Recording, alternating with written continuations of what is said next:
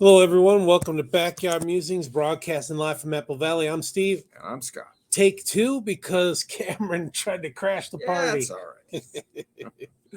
Okay, so it's going to be talking about Stacey Abrams today, and how it's very similar to the Biden things going on. Seems like every day is a day of outrage for the idiocracy. The Environmental Protection Agency (EPA), governed by the Biden-Harris idiocracy, doled out billions of taxpayer dollars in August to a left-wing nonprofit consortium linked to Democrat voter mobilization efforts, including a Stacey Abrams Get Out the Vote initiative based in Georgia. The EPA announced that Power Forward Communities, PFC, received $2 billion under the Inflation Reduction Act's $27 billion Greenhouse Gas Reduction Fund on August 16th. Remember, Harris was the tie-breaking vote on that. How does that tie together? Thank you, Harris. Just slush money for their loyal acolytes is what it is. That's really what it is. Yeah. Greenhouse Gas Reduction Fund. Okay. Harris did cast the tie-breaking vote.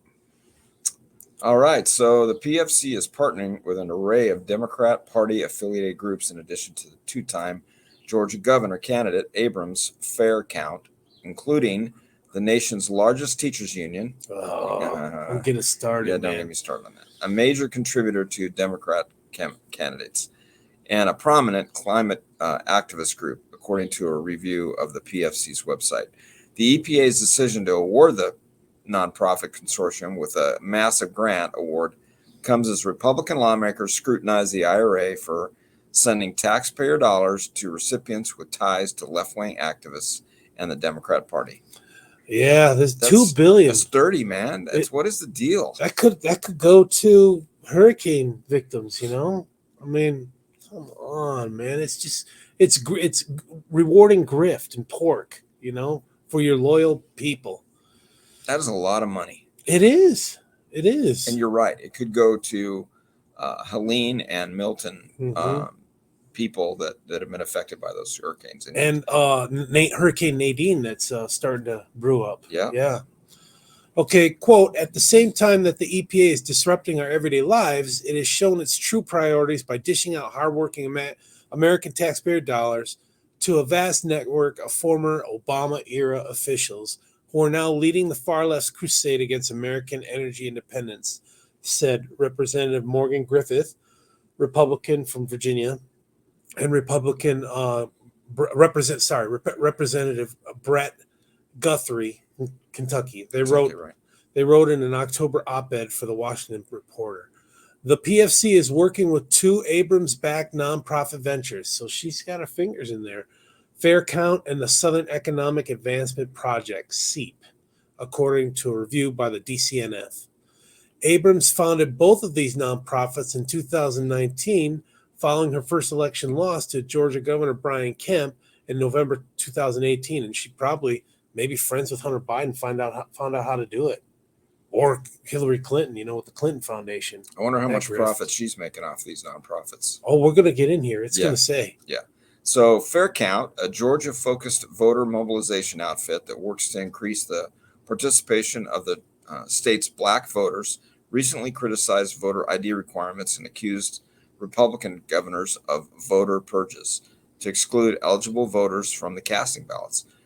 Abrams SEAP is a research and advocacy focused nonprofit whose mission claims to be building a more equitable future in the South. The SEAP is a fiscal project of the Tide Center, a subsidiary of the left-wing dark money behemoth known as the Tides Network, that has bankrolled activist groups engaged in pro-Hamas protests across the U.S. See how this is all intermingled and what a mess. It takes time to unravel it, and it's just all for getting money to their buddies. Yeah, what a mess. Yeah, just so much waste. Yeah, and it's funny how they say that to purge eligible voters, the purpose is to purge ineligible voters. Right? Correct. You give them notices. If you're a voter and you haven't voted in the federal, you get a notice, and if you don't respond to that notice, you get pushed out. You can go back and register. Correct. You can, There's a process, right? Yeah. But It's like don't say gay. The Florida, when they said don't say gay, when it was about, and nothing to do with that. the what do you call it? The not inhumane, the obscene books. Teaching Correct. little kids and about. And then that even turned into what they called book burning, right? Yeah. They said it was Florida was into book burning. Yeah, ridiculous. Okay, third act, a left-wing activist group focused on galvanizing Americans aged 60 and older into climate activism, is also a PFC partner. The group regularly participates in climate protests and staged a die-in front of Citibank headquarters in New York City in July, during which 46 of its members were arrested. Third Act has also organized Get Out the Vote efforts and operates a Gray PAC, a political action committee that funds Democrat candidates and left-wing causes. Third Act's founder, Bill McKibben, has endorsed Harris and headlined a fundraiser for her presidential campaign in a July 25th event that raised more than $100,000. So they're all helping each other. $100,000, man. Well, you slice off $2 billion, you can afford to give $100,000. I guess, but man, that seems a little skinny, right? What are you going to do with $100,000 in a campaign these days? Well, it's not going to buy in the door. That's from one guy. You get another 10, 11 guys like that. I guess. It's just, is this a dizzying entanglement of nonprofits or what? I mean, the people running the show rake in the big bucks for themselves. Yeah. And how else could Abrams own 2 homes after her failed gubernatorial bid in Georgia? When she first ran for governor, she had a huge bill from the IRS, $54,000, with a further $410,000 in liabilities. That's a lot of cabbage. That's a lot of money. Yeah.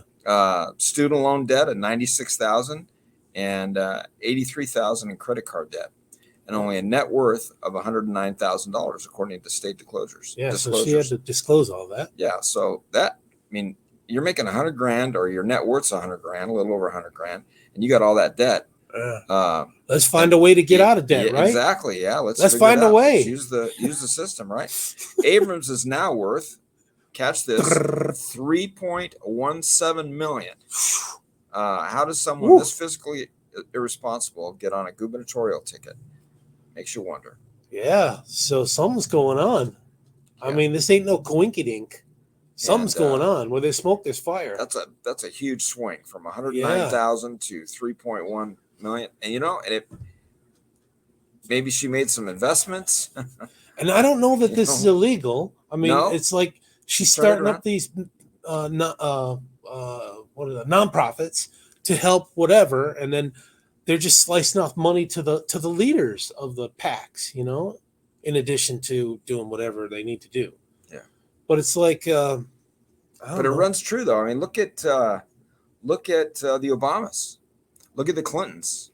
Yeah. Their net worth when they were shot up. Oh my gosh. And I know they got paid a lot for speaking engagements and stuff, but still, that just, their wealth now is uber rich. But the way it happens is the government, the Democrats, slice off money to these agencies that other of their friends, loyal friends, have started. You know what I'm saying? Taxpayer dollars, and then they, they're at the top, so they get cuts in the money. It's wrong. Yeah. Vote them out.